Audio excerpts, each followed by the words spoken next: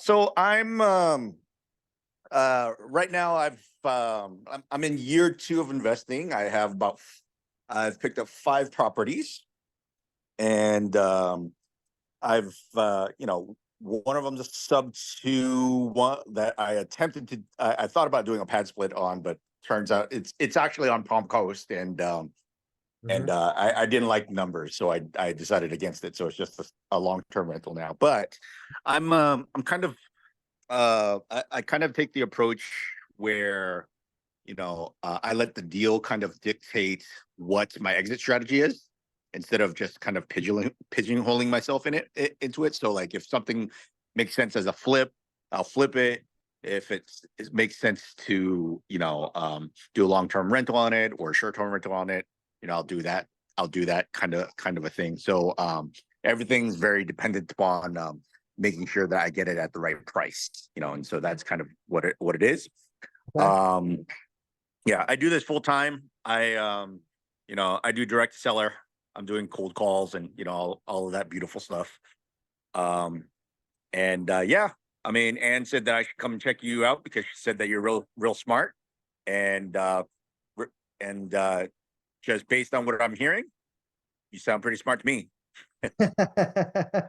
Nah, I'm listen, man. I'm no smarter than you guys. I just been doing it for quite some time. But here's the beauty. This is why Sure. this is why I created this community, because I don't know it all. And the community drives the community. Uh, Sure. the the biggest thing is for you guys. You're in the community, right? The school community? I am not. This is literally my first time even hearing about you guys.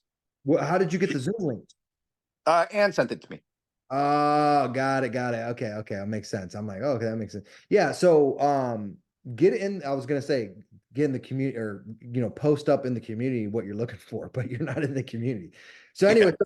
anyway, the community drives the community, and I'm no smarter than any of you guys. I just have been doing this for quite some time, and I've done a lot of exit strategies, and I still do a lot of exit strategies, and I'm very successful at what I do.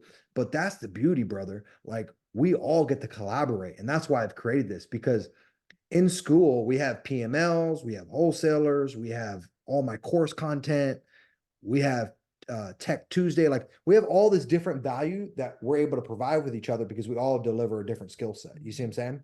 Right. So I think Ann was telling me about you the other day. And but no, that's awesome that you're doing creative finance, because I acquire all my deals via subject to and or seller finance. So that's amazing, brother. I mean, you're already off to a great start. And it's very few people that I talk to that say, hey, look, I'm not dependent. I don't back myself in no corner. It depends on what the property is, depending on what my exit strategy is.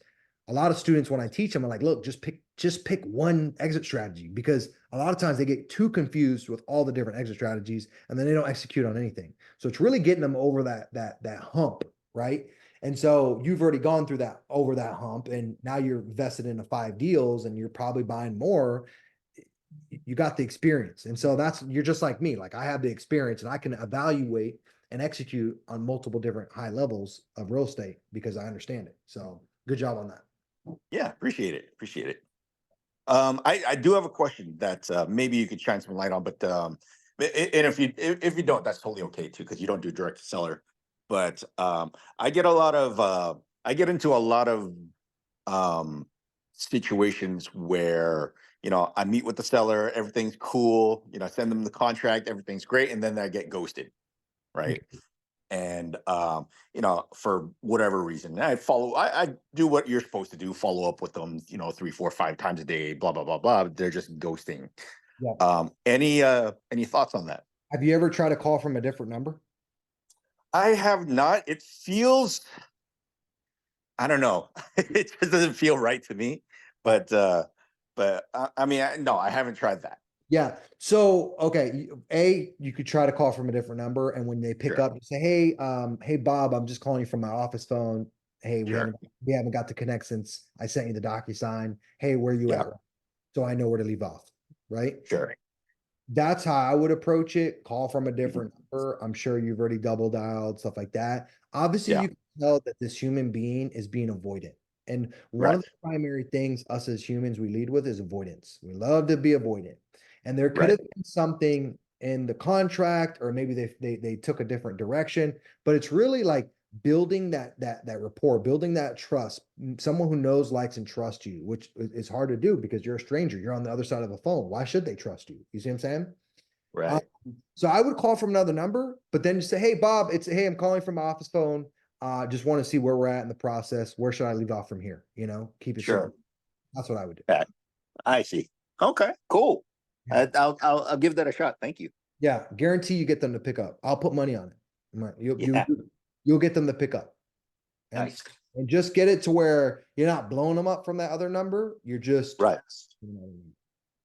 Yeah, yeah. And just say, hey, you just want to know where we left off, and then just kind of let them talk. Because it sounds Sure. like you've already done the rapport phase. You've already built the rapport. Oh yeah, yeah, yeah. It's frustrating because you do all that work to build the rapport and even go out to see them, meet them, buy them coffee, do whatever you need to do, and then they like ghost you right at the finish line. Yeah.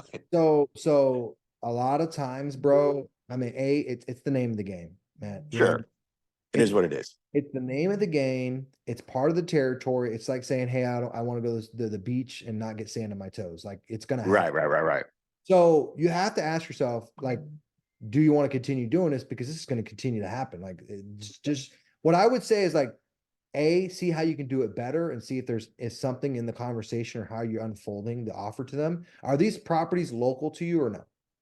Oh, they're all local. I'm right here in Orlando, so Yeah. I don't invest outside of within about an hour or so. So So why don't you try to, instead of getting DocuSign signatures, why don't you try to start getting wet signatures from now on? Interesting. So that's another thing I would switch up. Okay. Okay. Hey, I'm gonna come by today, because again, it makes it real, right? It's not only that, Sure. you're putting a face to a name. They're seeing a real Sure. team. Hey, Susie, I'll be by later on to say, to go over the contract with you and get this signed up, and then we can move on to the next process and open up escrow. It's Gotcha. today at 4 p.m. or tomorrow morning better for you, right? Get this signed in person, especially if you know it's a hot deal. You have to also realize this.